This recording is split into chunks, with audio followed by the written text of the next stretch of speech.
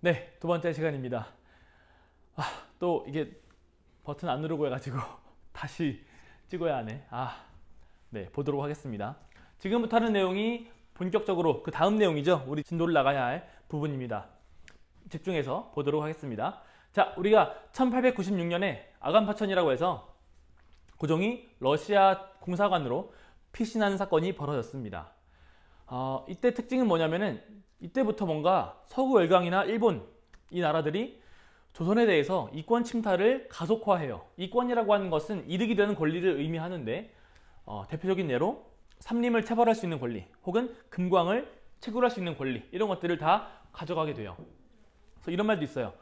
조선에 꽤나 금이 많았는데 이때 당시에 미국이 와가지고 대부분의 금을 가져갔다. 그래서 지금 남는 금이 없더라. 뭐 이렇게 말할 정도로 이권 침탈이 심했습니다.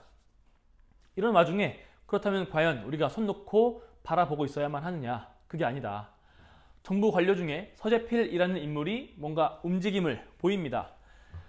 서재필은 필립 제이슨이라는 이름을 가지고 있었고요. 미국에서 오랫동안 공부를 해왔던 사람이었습니다. 그래서 이 사람이 어떻게 활동을 하느냐? 개인적으로 활동을 해요. 신문 하나를 만드는데 그 신문의 이름이 바로 독립신문이라고 합니다. 독립, 우뚝 서겠다 이런 의지가 담겨있는 이름인데요. 특징은 뭐냐면은 최초의 순한글 신문이라는 거예요. 굉장히 중요합니다. 의미가 있어요. 최초라고 해서 의미가 있는 게 아니라 순한글이어서 우리가 예전에 공부할 때에는 근대적 출판사 개념으로 방문국이라는 게 있었죠.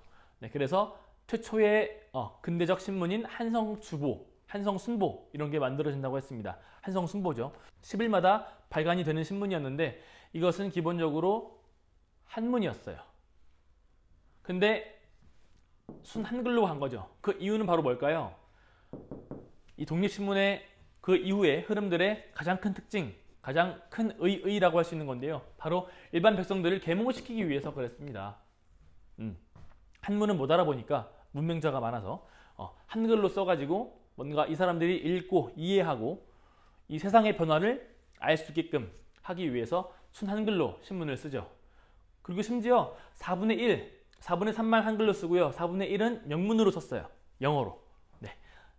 기본적으로 미국에 갔다 왔기 때문에 영문으로 쓴 이유는 지금 조선의 국내 정세를 지금 이렇게 당하고 있는 이권 침탈이나 이런 것들을 해외에 알리기 위해서 그리고 해외로부터 뭔가 도움을 받기 위해서 그렇게 썼다고 합니다. 이런 특징을 갖고 있었는데요. 이 소식이 막 퍼지기 시작을 하니까 뭐 정부 관료든 아니면 일반 백성들이든 굉장히 많은 지원을 해줘요. 그 지원을 받아서 1896년 동일한 해에는 아예 독립협회라고 해서 공식 기관이 만들어지기도 합니다. 비교적 진보 인사가 모여가지고 만들게 되고요. 이 독립협회에서 했던 가장 큰 활동 중에 하나가 바로 만민공동회예요. 만명이라고 해서 정말 만명은 아니고요. 그만큼 모든 사람들, 뭐 사람 가리지 않고 정말 모든 사람들이 모여가지고 토론도 하고 대화도 하고 이런 거였어요. 자기의 주장을 드러내기도 하고 그런 활동을 개최를 합니다. 뭘 위해서? 일반 백성들에게 근대의식을 고취시키고 민권사상을 뭔가 심어주기 위해서 이렇게 만민공동회를 개최를 하죠. 제가 파란색으로 갑오개혁이랑 비교해 놓겠다고 했는데 갑오개혁은 이런 거였어요. 제도 자체만 바꾸는 거죠. 네. 신문제를 폐지하고 그 뒤에 뭔가 후속 조치는 하지 않았어요. 사실은 이 제도를 바꾸는 것도 중요한데 제도를 바꿈으로써 이 제도에 해당되는 사람들의 의식을 바꾸는 것도 중요하잖아요. 그 역할을 지금 독립협회에서 하려고 한 것입니다. 우리가 사회 시간에 배우는 개념이 하나가 있는데요. 여러분들이 이미 배웠는지 앞으로 배우게 될 건지 잘 모르겠는데 문화지체현상이라고 있어요. 네. 물질 문화 속도, 변화 속도를 정신 문화가 따라가지 못하는 거예요. 그러니까 사회는 빨리 변하는데 아직도 나는 옛날 것에, 옛 것에 머물러 있는 것이죠. 똑같습니다. 신문제는 사라졌지만 여전히 양반들, 심지어 일반 백성들도 여전히 신문제 질서에 머물러 있었어요. 그들의 의식은. 그래서 빨리 그 의식을 깨우쳐줘야겠다라고 해서 이렇게 만민공동회를 개최를 합니다. 또 일반 사람들만 모인 게 아니라 정부 관료와 일반 백성이 함께 모여서 토론을 하기도 해요. 네, 관민공동회라고 해서 이때는 헌의 6조를 채택을 하고요. 의회 정치하자. 왕의 말로만 정치하는 거 말고 이제는 뭔가 일반 백성들, 이 나라의 중심인, 이 나라의 주인인 백성들, 일반 국민들의 의견을 모아서 이 사람들의 대표가 정치를 할 수 있게끔 만들자 이런 식의 주장도 함께 나오게 됩니다. 또 일반 사람만 똑같은 사람들이냐, 국가 대 국가도 대등하다라는 의식을 좀 더 확고하게 드러내기 위해서 기존의 영은문이라는 걸 없애버리고 독립문을 세워요. 영은문은 은혜를 맞이하는 문이다라고 해서 청나라 사신을 맞이하는 문이에요. 근데 왜 청나라 사신이 은혜냐? 이제는 아니다. 이제는 우리가 청나라에 뭔가 조공을 하는 것도 아니고 저 나라와 우리나라는 대등하다.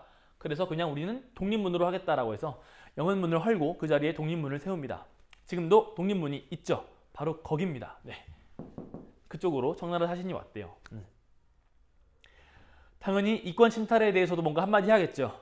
특히 이 러시아의 이권 침탈에 대해서 강력하게 대응을 합니다. 러시아가 당시에 북쪽에 있던 한 섬인 저령도라는 섬을 조차 빌려가겠다라고 했는데 이거를 강력하게 저지를 해서 막아냅니다. 그렇고요. 또 다른 방향으로는 고종 너 빨리 돌아와서 정치해야지. 백성 안정시키고 빨리 근대 개혁해라. 이런 식으로 요구를 해요.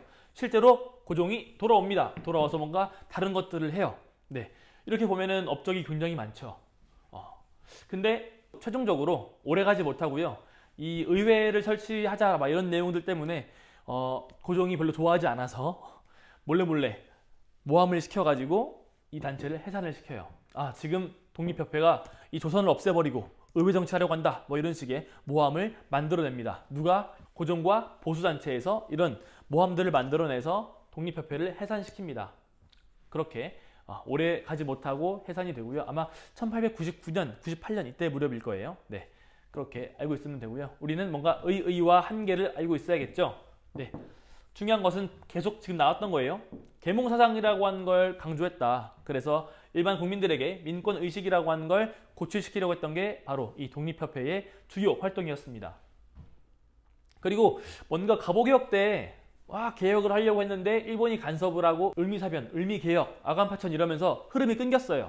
근데 그 흐름을 그나마 유지해줘가지고 그 이후에 애국개몽운동을 할 수 있게끔 만들어준 것도 바로 이 독립협회의 역할이라고 할 수 있습니다. 또 마지막으로는 고종의 환궁이 실제로 성공을 했죠. 그래서 뭔가 고종이 뭔가 보여주려고 했어요.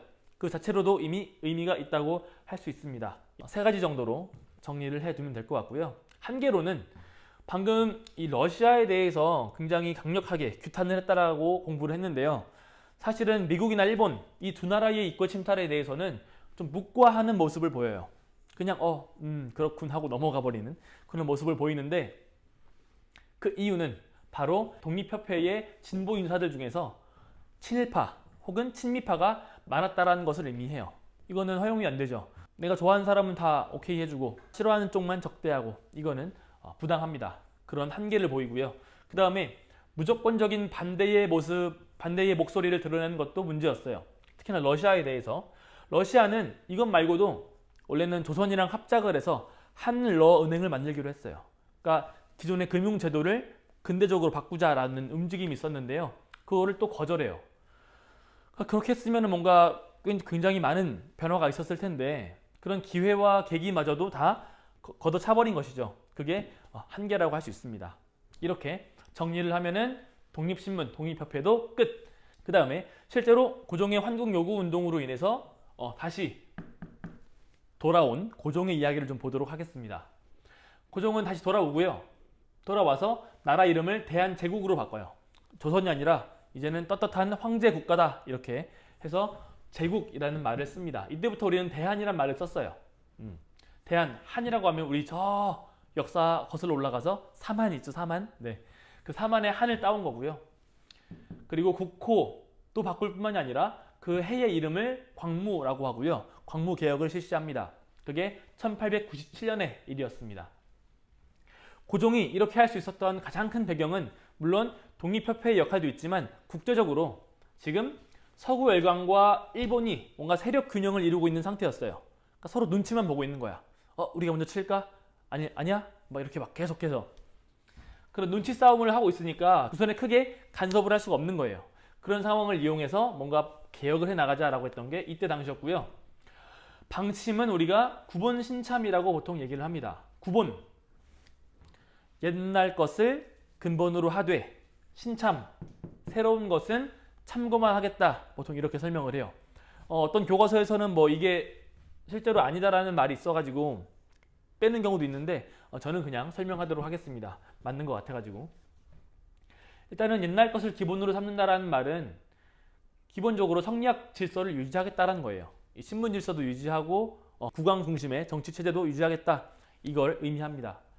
그래서 뭐 동학농민운동이나 독립협회에서 주장했던 이런 것들을 다 무시하겠다라는 거겠죠. 실제로 의회 정치에 대해서 굉장히 강한 거부감을 드러냅니다. 감히 왕을 빼고 백성들이 이러면서 지금으로서는 납득이 안 되죠. 네, 어쨌든 당시에는 그랬고요. 그래서 황제에게 모든 권력을 다 집중시켜요. 입법, 군사, 행정, 사법 모든 것들을 다 집중을 시킵니다. 요즘 추세는 아니죠. 요즘은 우리가 삼권 분립이라고 해서 요즘 추세는 다릅니다. 어쨌든 그랬고요. 신참, 새로운 것들은 어떤 걸 참고하느냐? 주로 상공업, 군사, 기술 이런 것들을 참고를 많이 해요. 그래서 우리가 구본 신참을 딱 봤을 때 함께 떠올릴 수 있는 게 바로 동두서기, 온건개화 쪽에서 주장했던 그 내용이라고 할 수 있습니다. 그래서 상공업과 군사를 발전시키기 위해서 여러 가지 개혁 정책을 실시하죠. 그것을 우리가 식산흥업, 산업을 부흥시키겠다 이렇게 표현을 합니다. 네. 다만 그 과정 자체가 국가에서 주도하는 방향으로 진행이 돼가지고요. 굉장히 비효율적이고 또 특정 일부 관료에게 또 이씨가문, 왕을 중심으로 한 친인척들에게 그 권한들을 넘겨주면서 부정부패가 많이 발생합니다. 그렇지만 그나마 이제 대한제국에서 실시했던 정책 중에서 의미 있다고 하는 게 요 지계 발급 사업이에요. 지계라고 하면은 근대적 소유권을 증명할 수 있는 서류라고 할 수 있습니다. 증명서라고 할 수가 있는 거죠. 예전에는 이 땅이 누구 땅이고 이 땅의 소유권이 어떻게 변화했는지를 쉽게 알 수가 없었어요. 그러니까 다른 누군가가 내 땅을 빼앗아가도 뭔가 싸울 수도 없고 뭐 그랬죠. 그래서 실제로 일본이나 다른 열강들이 조선의 영토를 빼앗아갔을 때 우리는 쉽게 대응할 수가 없었어요. 이제 그것을 다 근절하겠다. 그러면서 근대적인 토지 소유권을 확립하겠다라는 목적으로 지계 발급 사업을 실시합니다. 물론 중간에 러일 전쟁이 터지면서 중단되긴 하지만 이것 자체는 굉장히 의미가 있는 사업이라고 할 수 있습니다. 그래서 이렇게 정리하면은 아관파천부터 광무개혁까지는 정리가 되는 것 같습니다. 여러분들 조금 어려웠을 텐데 정리 마무리 하시고요. 그 다음 영상 또 봐야겠죠? 한 번 더 끊고 가겠습니다.